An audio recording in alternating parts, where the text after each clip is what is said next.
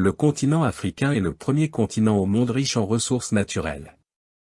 Paradoxalement, le même continent se retrouve à la dernière place dans le rang économique mondial. Comment expliquer cela? Il faut savoir qu'aujourd'hui l'économie mondiale est basée sur l'industrialisation. Les pays les plus industrialisés sont les pays les plus riches. L'Afrique a certes les matières premières mais elle ne les transforme pas elle-même. C'est pour cela que les multinationales se font une guerre féroce sur le continent car ce sont ces dernières qui profitent réellement des richesses de l'Afrique. Le fait de ne pas transformer ses ressources naturelles est l'un des facteurs qui fait que l'Afrique reste le continent le plus pauvre. Prenons un exemple parmi tant d'autres. La Côte d'Ivoire est le premier producteur mondial du cacao. En Côte d'Ivoire, 1 kg de cacao coûte 2,25 €. Le chocolat transformé en Europe à partir du cacao de la Côte d'Ivoire coûte en moyenne 45 €. La Côte d'Ivoire gagne 2,25 € par kilogramme là où les pays occidentaux gagnent 45 €, soit plus de 20 fois. Vous voyez bien que le cacao de la Côte d'Ivoire n'enrichit pas les Ivoiriens mais plutôt les Européens qui transforment le cacao en chocolat. Autre exemple, les pays africains producteurs du pétrole ne le transforment pas en produit fini. Les multinationales extraient le pétrole brut pour aller le raffiner en dehors du continent. Ainsi ils créent les emplois chez eux et reviennent revendre le gazole, l'essence et tous les autres produits finis sur le continent et cela à des prix beaucoup plus élevés. Faisons maintenant le focus sur les 10 plus grosses entreprises au monde par capitalisation boursière en 2024. Comme vous pouvez le constater, les plus grandes capitalisations boursières dans le monde se composent essentiellement des géants de la technologie. Vous pouvez aussi voir qu'aucune entreprise n'est africaine.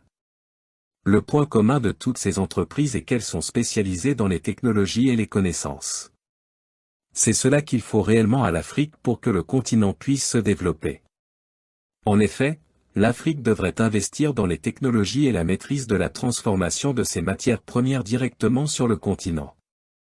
Cela permettrait de créer de la valeur rajoutée sur les ressources naturelles du continent pour les vendre plus cher. Le fait de transformer sur place permettrait aussi de créer ainsi les emplois en Afrique. Les autres causes de la pauvreté du continent. Comme évoqué précédemment, l'Afrique reste marquée par une pauvreté malgré ses énormes richesses en ressources naturelles. Voici quelques causes principales. Instabilité politique et conflits, par exemple, la guerre civile en Angola a duré 27 ans, entravant l'exploitation des richesses naturelles de ce pays. La République démocratique du Congo est tout le temps en guerre. 2. Corruption et mauvaise gouvernance. 3. Évasion fiscale et accords désavantageux. Par exemple, entre 2000 et 2015, l'Afrique a perdu environ 1300 milliards de dollars à cause des flux financiers illicites.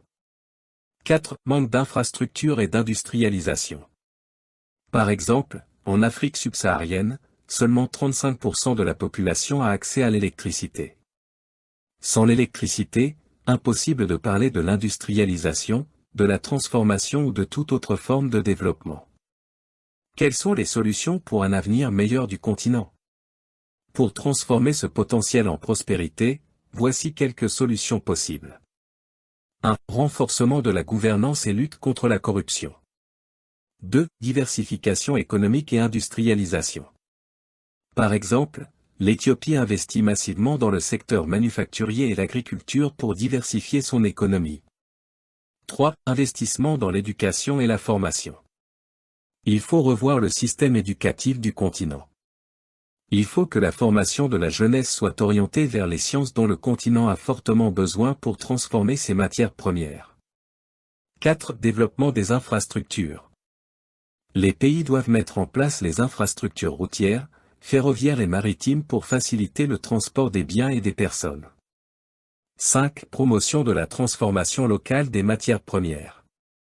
Je ne cesse de le répéter, seule la transformation de ces matières premières sur place permettra le continent de se développer. 6. Accords commerciaux équitables et valorisation des ressources locales. Les pays doivent revoir les accords signés avec les pays occidentaux. Certains de ces accords datent de l'époque coloniale et n'ont jamais été avantageux pour le peuple africain. Les pays devraient lutter pour avoir les accords gagnant-gagnant. En conclusion, l'Afrique a un immense potentiel. En surmontant les défis et en mettant en œuvre des solutions durables, elle peut transformer ses richesses naturelles en prospérité pour tous. Mais pour que cela se réalise, il faut que chaque fille ou fils du continent apporte sa contribution dans le développement du continent. Construisons ensemble un avenir meilleur pour le continent. Si vous aimez le continent, abonnez-vous pour plus de vidéos inspirantes et éducatives.